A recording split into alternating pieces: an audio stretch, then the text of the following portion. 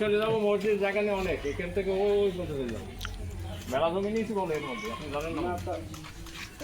এরকম contract position না এলাকাটা একটা বাথরুম যদি হয় দেখা যাচ্ছে এখানে এই দোকানপাটে কত ব্যবসায়িক যারা এদেরও কাজে লাগবে, এটার জন্য এবার ওরাই ওইটা পরিষ্কার পরিচ্ছন্ন করে রাখবে।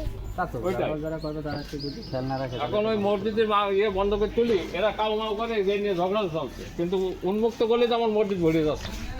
আসলে তো মসজিদে ওনাদের রাইট নেই, আমি তো ওটা নিয়ে আমি বলতে চাচ্ছি যে আমরা জায়গা দিচ্ছি তোরা এটা করি নেই।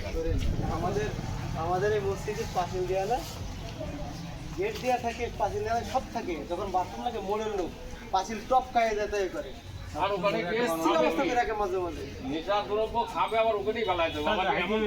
আমার সেক্রেটারি বন্ধ বাথরুম পরিষ্কার করতে হয়, ওই এরপরে ড্রেনের পরে আগে দেবো।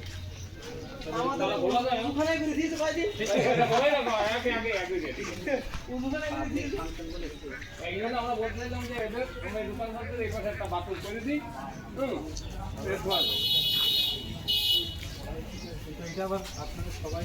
হ্যাঁ সবাই মিলে আমাদের কথা হয়েছে, দোকানদারদের বললাম তোমরা কিছু টাকা দাও, আমরা তোমাদের একটা আমরা জায়গা দিচ্ছি।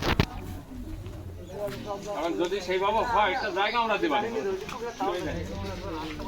তাহলে ছোট একটা তুই নিই।